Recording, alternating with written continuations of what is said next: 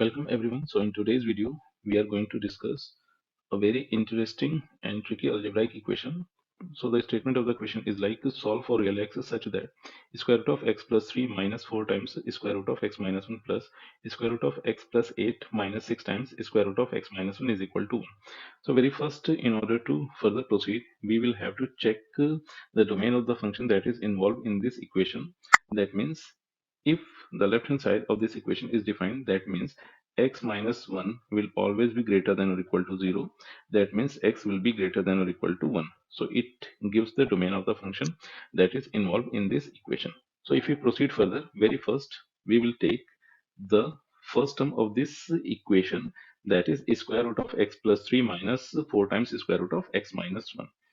So this can be written as x plus 3 minus 4 times square root of x minus 1, and if we add and subtract 1, and if we club this 3 with 1, that will give 4, and we will take x minus 1 together, so it can be written as x minus 1 plus 4, then minus 4 times square root of x minus 1.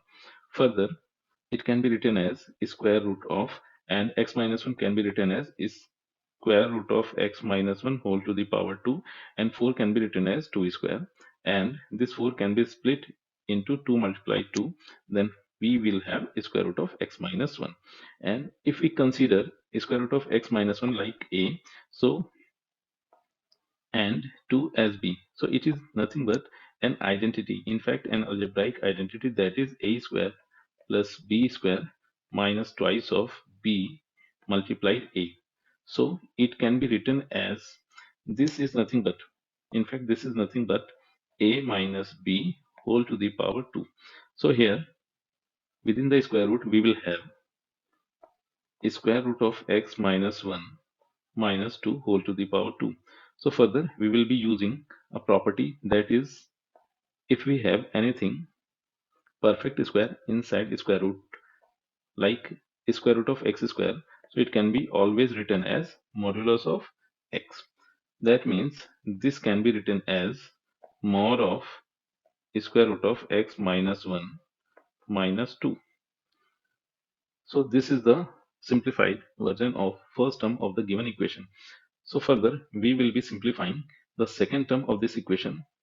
So it is given that square root of x plus 8 minus 6 times square root of x minus 1, if we add 1 and subtract 1, so it can be written as square root of x minus 1, and 8 plus 1 will become 9.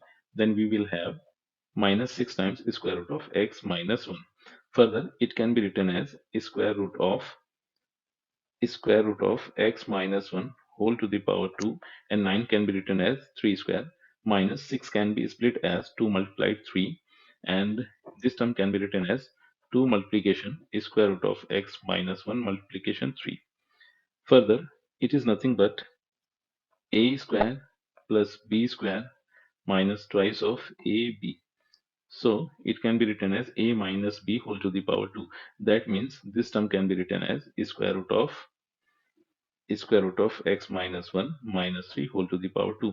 Again, if we use this property in this expression, so it can be written as mod of square root of x minus 1 minus 3. That means the equation can now be written as mod of square root of x minus 1 minus 2 plus mod of square root of x minus 1 minus 3 is equal to 1. So further, so in order to proceed further, we will be using a substitution, like we will assume square root of x minus 1 as t. So the algebraic equation can be written as mod of t minus 2 plus mod of t minus 3 is equal to 1. So again we will be using a property, that means if we have anything like mod of x plus mod of y is equal to mod of x minus y. This is possible if and only if x and y are of opposite sign. That means the product of x and y will be less than or equal to 0. So here in place of x, that is t minus 2, and in place of y, here is t minus 3. That means the product of t minus 2 and t minus 3 will be less than or equal to 0.